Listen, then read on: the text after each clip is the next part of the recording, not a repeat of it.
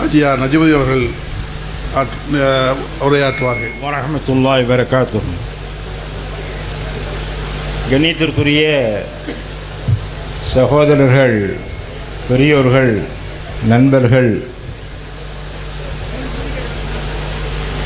நண்பர்களே,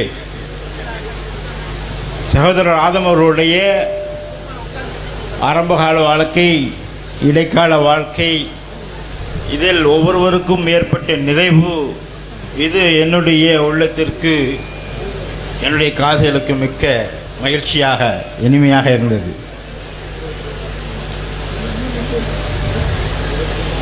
ஆனால் முக்கியமாக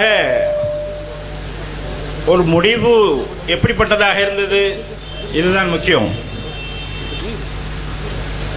ஒரு மனிதனுடைய ஆரம்பம் எப்படிப்பட்டதாக இருக்கலாம், இடைப்பட்ட காலம் உயர்வானதாக, தாழ்வானதாக, கண்ணியமுள்ளதாக, இழிவானதாக இருந்திருக்கலாம்.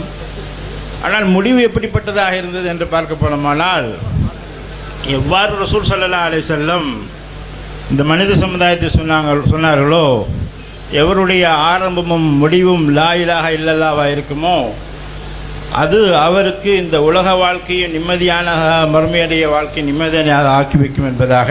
அதுபோல சகோதரர் முஹம்மது ஆதம் அவர்களுடைய முடிவு கலிமாவுடைய முடிவாக இருந்தது. இதனை சாட்சியாக நான் உங்களுக்கு சொல்ல முடியும். முழு இரவும் அவருடைய பக்கத்தில் இருந்து கொண்டு, அவருடைய படுக்கைக்கு பக்கத்தில் இருந்து கொண்டிருந்த நிலைமையில் தன்னுடைய இறுதியான இஷா தொழுகை வரையும் அவர்கள் படுத்த நிலையில் தொழுது முடித்தார்கள். ஹதீஸுடைய கருத்தில் வருது, எவர் தன்னுடைய வாழ்க்கையில் தொழுகையில் உறுதியாக இருப்பாரோ அவருடைய மரண வேளையில் அல்லாஹ் தஆலா 2 மலக்குகளை அவர்களின் பக்கம் அனுப்பி வைப்பான். அந்த மலக்குகள் அந்த விசுவாசியுடைய அருகில் சூழ்ந்திருக்கக்கூடிய ஷைத்தானை விரட்டி அடிப்பார்கள். ஷைத்தானுடைய கடைசி முயற்சி எது வரைக்கும் இருக்கும் அப்படின்னா, இந்த விசுவாசி தன்னுடைய நாவிலிருந்து, தன்னுடைய உள்ளத்திலிருந்து அவருக்கு அந்த கலிமா வெளியே வரக்கூடாது. ஆனால் அல்லாஹ்வின் புறத்திலிருந்து ஏற்பாடு, 2 மலக்குகளை அல்லாஹ் தஆலா அனுப்பி வைப்பான். அவர்கள் அந்த ஷைத்தானை விரட்டி அடிப்பார்கள். விரட்டி அடித்து அந்த மரணிக்க தருவாயில் இருக்கக்கூடிய விசுவாசிக்கு தல்கியா கலிமா சொல்லிக் கொடுப்பார்கள். இது என்னுடைய சகோதரருடைய முடிவில் நாம் கண்டது. ஒரு சொர்க்கவாசியுடைய கலிமாவை காதுகளை கொண்டு கேட்கக்கூடிய நிலைமை ஏற்பட்டது. அருகில் இருந்த மூத்த மகனார் மஸ்தான், அவங்களுடைய மனைவியாருடைய உள்ளம், கண்கள் எல்லாமே அழுகுது. இப்போ ரசூல் ஸல்லல்லாஹு அலைஹி வஸல்லம் அவங்களுடைய எந்த ஒரு நிலைமையிலும் அவங்க இந்த உம்மத்துக்கு இட்ட கட்டளை என்ன அப்படின்னா, எந்த ஒரு பிரச்சனையாக இருந்தாலும் நீங்கள் அல்லாஹ்விடம் 2 ரக்காத்து தொழுது துவா கேளுங்க என்பதாக. இப்போது அந்த மருத்துவரையில் இருந்த அவங்களுடைய மனைவியாருக்கு நம்ம சொன்ன விஷயம் என்ன அப்படின்னா, இப்போ நீங்கள் 2 ரக்காத்து தொழுது இப்போ அல்லாஹ்ட்ட நீங்கள் என்ன செய்யுங்க, துவா கேளுங்க என்பதாக.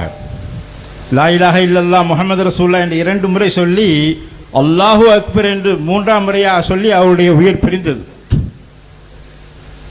தெளிவான முறையில் அவருடைய இறுதி நேரம் அவங்களுடைய வாய் குளறுபடியாக இருந்தது. ஆனால் இந்த களிமாய் சொல்லக்கூடிய நிலைமை தெளிவாக இருந்தது. இதை கேட்டு அவங்க மனைவியார் என்ன செஞ்சாங்க, சடலம் கிடக்குது பெட்ல. ஆனால் ரசூல் ஸல்லல்லாஹு அலைஹி வஸல்லம் அவங்களுடைய அந்த சுன்னத்தான அந்த ஹதீஸுடைய படி அவங்க என்ன செஞ்சாங்க, 2 ரக்காத் தொழுது அல்லாஹ்விடம் துவா கேட்டாங்க. அதனால் இந்த சபையை நிறைவு செய்யக்கூடிய பேச்சை என் கையில் தந்திருக்கிறது குறித்து ரொம்ப சந்தோஷப்படுறேன். சகோதரருடைய இழப்பு அது தாங்க முடியாதுதான். ஆனால் அதே சமயத்தில் அவங்க இறுதி வரைக்கும் என்ன செஞ்சாங்க அப்படின்னா, நியத்து வச்சாங்க. மூமியுடைய நியத்து அமலை விட சிறந்தது.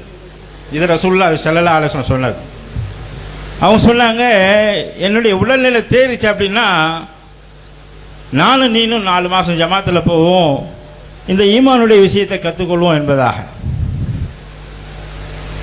அவங்களுடைய சுகமான நிலைகளில் எப்போ பள்ளிக்கு போய் திரும்பி வந்தாலும், பள்ளியில் கடைசி வரைக்கும் பள்ளியில் போய் ஜமாத்தோட தொழுவக்கூடிய நிலைமை.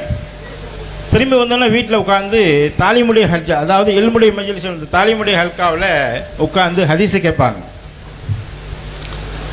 அதிகமான முறையில் தீனை பற்றி விளங்கி கொள்ள தன்னை முயற்சி பண்ணி கொண்டாங்க. அதுபோல் அவங்களுடைய மௌத்துக்கு முன்பாக உள்ள அந்த தௌபாவுடைய வாசல் மூடப்படுவதற்கு முன்பாக அவங்க அல்லாஹ்விடம் தௌபா செஞ்சு கொண்டாங்க. தௌபா செஞ்சாங்க அப்படின்னா அவங்க என்ன ஹராமான விஷயங்கள் செஞ்சுருந்தாங்களா? இல்லை.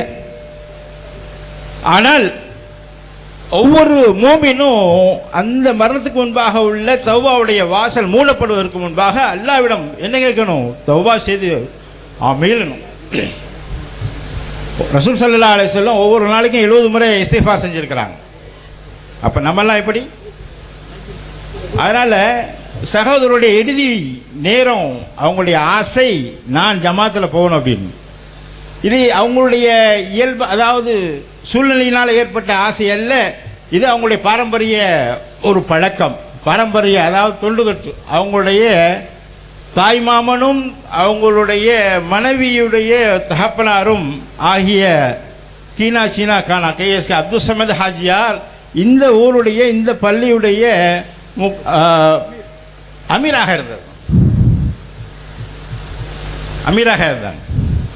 அந்த அமீருடைய வாரிசாகத்தான் அல்லாஹ் தாலா முகமது ஆதத்தை தேர்ந்தெடுத்து அவங்களுக்கு அந்த ஆசையை உள்ளத்தில் போட்டான்.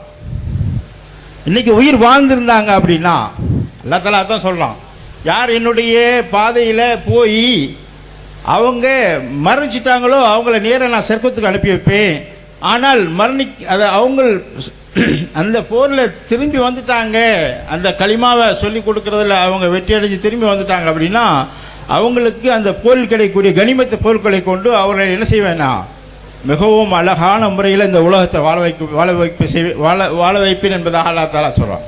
ஆனால் அல்லாஹ் தாலா அவங்கள உயிரை எடுத்துக்கொண்டான். ஒரு சந்தர்ப்பத்தில் அவங்கள்ட்ட மறுபடியும் கேட்கப்பட்ட பொழுது சொன்னாங்க, உங்களுக்கு இறுதி நேரத்தில் சொல்லப்பட்ட நீங்கள் களிமா எப்படி சொன்னீங்க என்பதாக. அவங்க சொன்னாங்க, இது அல்லாஹ் தாலா பிரத்தியமாக மலக்குகளை கொண்டு எனக்கு சொல்லிக் கொடுத்தான் என்பதாக. அதனால் சகோதரர்கள்ட்ட கூடியிருக்கிற எல்லாத்தையும் நம்ம கேட்டுக்கொள்வது என்ன அப்படின்னா, ஒவ்வொரு ரசூல் ஸல்லல்லாஹு அலைஹி வஸல்லம் கவலை ஒவ்வொரு மனிதன், அது முஸ்லீமாக மட்டுமல்ல முஸ்லீம் அல்லாத ஒரு மனிதனும் அவன் தன்னுடைய இறுதி நேர வார்த்தை அவனுடைய களிமாக இருக்க வேணும். லா இலாஹ இல்லல்லாஹ் முஹம்மது ரசூலுல்லாஹ். 24 மணி நேர வாழ்க்கையை அல்லாஹ்வுடைய கட்டளை நபி ஸல்லல்லாஹு அலைஹி வஸல்லம் அவங்களுடைய வாழ்க்கை முறையில் அமைத்துக் கொள்வது தான் அவனுடைய இந்த உலக வாழ்க்கையுடைய நிம்மதி, மனசாந்தி, சமாதானமான உள்ள வாழ்க்கை. மறுமையில் அவனுடைய கேள்வி கணக்கு இல்லாமல் அல்லாஹ் தஆலா சொர்க்கத்தில் கொண்டு சேர்ப்பான். அப்போ அவங்களுடைய ஆசை எதுவாக இருந்தது? இந்த உலக மக்களுக்குள் இந்த வட்டார மக்கள் அவங்கள பற்றி போந்தாங்க, பேசினாங்க, அவங்களுடைய வாழ்க்கை உயர்ந்துச்சு. ஆனால் நாம் இப்போ பயப்பட வேண்டியது நம்முடைய முடிவு எப்படிப்பட்டதாக இருக்கணும் என்பதாக. எப்படி அவங்களுடைய முடிவு அவங்களுக்கு சாதகமாக இருந்தது, அல்லாஹ் தாலா சாதகமாகி கொடுத்தான். அதுபோல் நம்முடைய முடிவு சாதகமாக ஆகணும் அப்படின்னா நாம் அதற்காக ஒரு முயற்சி செய்யணும். அந்த தௌபாவுடைய வாசல் அடைபடுவதற்கு முன்பாக நான் அல்லாஹ்விடம் இஸ்திக்ஃபார் செஞ்சு பாவ மன்னிப்பு கேட்டு, நான் இனிமேலும் என்னுடைய வாழ்க்கையை உனக்கு மாற்றமான முறையில், என்னுடைய ஸல்லல்லாஹு அலைஹி வஸல்லம் அவருடைய சுன்னத்துக்கு மாற்றமான முறையில் இனிமேல் நான் வாழ மாட்டேன்.